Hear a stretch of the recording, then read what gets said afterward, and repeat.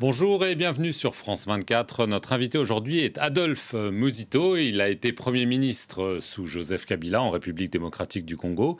Il est président du parti Nouvel Élan et candidat déclaré à la présidentielle qui est prévue en décembre prochain. Merci beaucoup d'être avec nous. Merci beaucoup, Père Armand.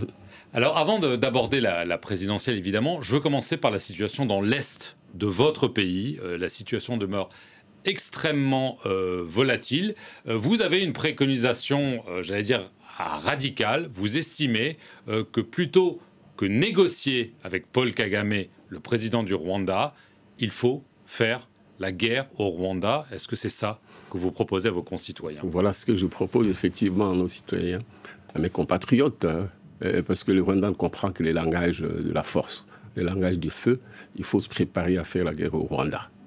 Et parallèlement, il faut négocier et discuter avec les patrons du Rwanda, les multinationales, les États puissants, nos amis occidentaux, pour qu'ensemble, on commence à réfléchir sur la possibilité de la mise en valeur du Congo d'une manière générale, mais particulièrement dans cette partie est de la République qui regorge beaucoup de ressources qui font l'objet de convoitises. Alors, quand vous dites qu'il faut faire la guerre au Rwanda, on voit déjà que l'armée congolaise n'arrive pas à se battre contre les groupes rebelles, à commencer par le M23. Comment imaginer qu'elle puisse aller faire la guerre? Et on imagine, votre objectif, c'est de l'emporter contre l'armée rwandaise. Il faut rappeler que quand le Rwanda nous attaque en 1996, en prétendant venir nous libérer contre le régime de Mobutu, nous avions un budget de 100 millions de dollars. Je dis bien 100 millions de dollars. Et pendant toute la période de 1990 jusqu'à 2000, le Congo a collecté plus ou moins 1,2 milliard sur 10 ans. Donc nous avons sombré en tant qu'État et le Rwanda nous a occupés. Ce qui nous a permis de résister, c'était que nous sommes un peuple uni avec une grande capacité de résilience. Quand je parle de la guerre qu'il faut faire, c'est en perspective, en dotant notre armée progressivement, maintenant qu'on a un budget qui dépasse les 10 milliards de dollars. Je dis bien 10 milliards, nous venons de 1 milliard de dollars sur 10 ans, s'il vous plaît. Et donc, nous pouvons équiper l'armée sur 2 ans, 3 ans, en même temps que cette partie où nous négocions en cette période, nous devons parallèlement préparer la guerre en renforçant notre armée. À terme, nous aurons raison du Rwanda, mais aussi nous voulons une diplomatie économique avec les puissances, ceux qui, en fait, profitent de l'exploitation. Et qui sont ces puissances? Qui sont les patrons du Rwanda? Les patrons du Rwanda, d'une manière générale, ce sont les États occidentaux. Ce sont les multinationales qui exploitent. Les États-Unis, l'Europe, etc. Tous ces mondes-là. Leurs multinationales, c'est eux qui viennent, ou c'est elles qui viennent exploiter nos richesses de manière, si vous voulez, illicite, en occasionnant des morts. Nous pensons qu'en négociant avec eux, je dis bien négocier avec les puissants et non pas avec le Rwanda qui n'est qu'un bras armé, progressivement, nous pourrons obtenir qu'ensemble, dans un partenariat gagnant-gagnant, nous puissions exploiter les richesses du Congo qui représentent une opportunité pour l'humanité dans les contextes nouveaux, si vous voulez, de la transition écologique. Alors, pour l'instant, ce n'est pas la stratégie du président Tshisekedi. Il a tout d'abord essayé de négocier avec Paul Kagame. Dorénavant, il a fait appel à une force de la communauté des États d'Afrique de l'Est qui se déploie, Burundi, Ouganda, Kenya. Est-ce que c'est la bonne solution pour venir à bout du M23 et d'autres groupes armés? C'est une étape, mais je ne crois pas beaucoup à cette étape parce que je considère que ce pays sont juges et partis. C'est des pays pauvres comme nous et qui ont les mêmes intérêts que les Rwanda, et nous pensons qu'il faut négocier avec les vrais partenaires, ceux avec qui nous pouvons défendre les richesses du Congo, défendre le Congo et développer ensemble ses potentiels pour l'intérêt de l'humanité. Donc vous pensez que c'est une erreur, qu'il faut que ces forces des pays voisins quittent le sol congolais? Il faut penser à leur départ. Absolument. Le plus vite parce que ce n'est pas eux qui vont nous libérer, puisqu'ils ne sont pas aussi plus puissants que nous. Si nous n'en sortons pas parce qu'on n'a pas encore véritablement une armée, je ne les vois pas nous libérer encore qu'ils sont juges et partis. Est-ce que vous pensez que Félix Tshisekedi craint Paul Kagame? Je ne sais pas le dire qui craint Paul Kagame, je ne sais pas qui c'est qui est important. Pour moi, Kagame n'existe pas. Ce n'est pas Kagame qui est devant nous. Même si, en même temps, je sais que le Rwanda a un problème des terres. Hein. Ils sont 500 au kilomètre carré. Et demain, ils seront 1000 au kilomètre carré. Nous, on est 45, 50 au kilomètre carré. Nous avons de bonnes perspectives. Et nous pensons que ce que le Rwanda veut obtenir par l'agression, il peut l'obtenir par la coopération. Alors, je vais en venir à l'élection présidentielle. Hein. Elle est prévue le 20 décembre. Beaucoup craignent un glissement, c'est-à-dire que les délais ne soient pas respectés. Il y a le problème des délais et il y a aussi le problème de la crédibilité de cette élection. Est-ce que vous pensez qu'elle sera juste et transparente, qu'il y a une commission électorale qui est solide, qui est neutre, que tout est en place pour une bonne élection, parce que ce n'a pas été le cas la dernière fois, ni celle d'avant. Je crois que nous sommes en train d'aller petit à petit vers le glissement, parce que nous sommes en face de 2 ou 3 contraintes. La première contrainte, c'est le respect des délais. J'ai l'impression que, puisque nous devons consolider les fichiers aujourd'hui avec la CENI, qu'il faut passer à l'élaboration du projet de la loi relative à la répartition des sièges, pour un processus dont l'enrôlement n'a pas eu lieu dans 4 territoires, j'imagine, dont 3 à l'Est, 1 à l'Ouest, notamment Kwamoutou. Donc, ils ne seront pas présentés cette loi, la CENI ne sera pas présentée cette loi, et si on ne présente pas cette loi qui définit, qui répartit le siège, ben, il sera difficile de faire appel à la candidature. Et par conséquent, on sera hors délai.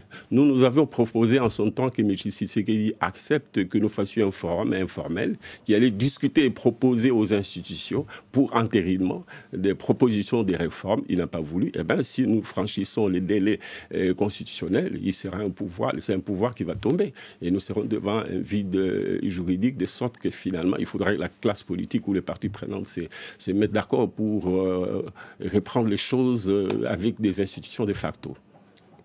De facto. Donc pour vous, Félix Tshisekedi ne peut pas rester au-delà du délai prévu par la Constitution. Il ne s'agit pas des réseaux de ne pas rester. De toute façon, s'il reste, il sera un président de facto qui aura comme source les légitimités de la classe politique. Et si on le faisait partir, c'est lui qui viendra. Ça suppose que ça va être un problème des rapports de force. Si les délais sont respectés, est-ce si que la transparence sera assurée? Voilà. On peut respecter le délai, même dans le cadre d'un processus chaotique. Je ne crois pas beaucoup à ce qu'on concilie le respect du délai et la transparence du processus lui-même, que nous voulons voir être requalifié par l'ensemble des parties prenantes qui aujourd'hui sont exclues.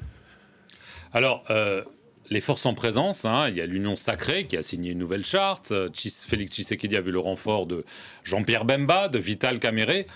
Et en face, l'opposition est totalement éparpillée, alors que c'est une élection, je le rappelle, à un tour.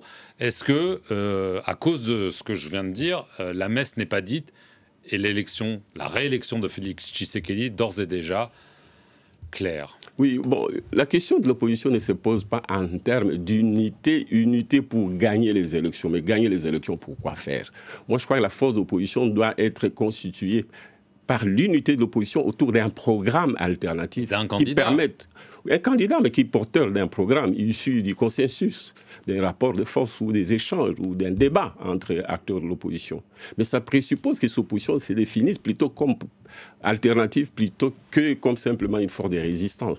Dans notre pays, on a toujours considéré l'opposition comme étant une force de résistance et qui tire sa légitimité dans la protestation, dans la contestation, plutôt que dans la proposition d'un programme alternatif pour changer le Congo. Est-ce que votre rupture claire, consommée avec Martin Fayulu, n'est pas la preuve quand même qu'il va y avoir de la concurrence face à Félix Tshisekedi?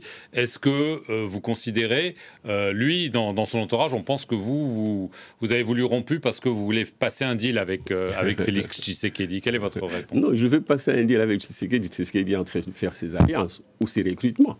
Mais par contre, M. Martin, lui, il est dans une alliance en perspective avec les anciens. M. Katumbi, c'est un ancien de l'Union Sacrée. Il a élaboré les lois électorales que nous contestions avec Martin. Maintenant, il est avec lui. C'est pour combattre ce que Martin, plutôt Katumbi aura fait. Et les autres qui l'entourent, M. Matata, c'est un ancien. Il est né au FCC parce que c'est un député ou un sénateur de l'autre, ainsi de suite. Donc, en fait, c'est un attelage des oligarques. Hein. Il a trahi l'opposition. Il vous a trahi, Martin Fayulu?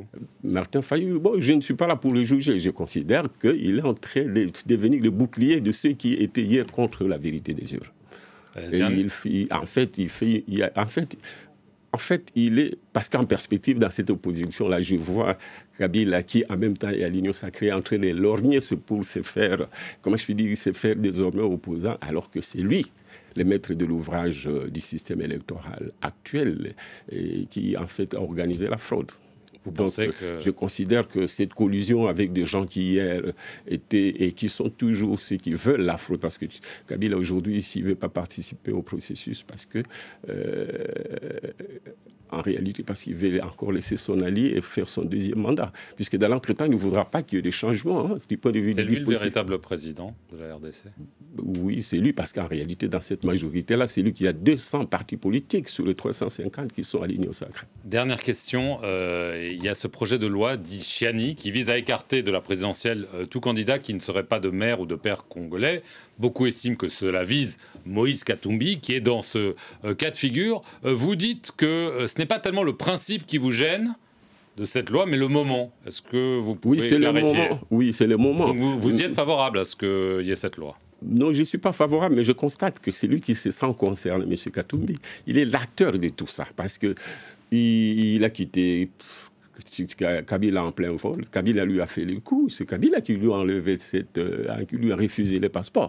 Il est allé chez Tshisekedi. Il pensait qu'avec Tshisekedi, il pouvait trouver un arrangement. Tshisekedi lui a fait le coup. En tout cas, au moins, il considère que Tshisekedi lui a fait le coup après avoir été avec lui. Il veut rejoindre la résistance populaire. En réalité, c'est pour résoudre ces problèmes-là, plus que pour résoudre les problèmes des réformes électorales. Donc, j'ai l'impression qu'il ne sait pas ce qu'il veut. Et c'est mauvais. En réalité, s'il voulait et que ces combats là contre la congolité était un combat du peuple, il devait la mener avec le peuple au lieu d'aller comploter ou négocier avec les oppresseurs, parce qu'il venait de se réconcilier avec Kabila, qui était son bourreau. Et maintenant, ensuite, il s'est réuni avec... En fait, il a travaillé avec Tshisekedi, dans lequel la majorité innocente, que je ne sais pas ce que ce monsieur veut. Adolphe Muzito, merci beaucoup d'être venu sur les antennes de France 24 et merci à vous d'avoir regardé cet entretien. Restez sur France 24 pour plus d'informations.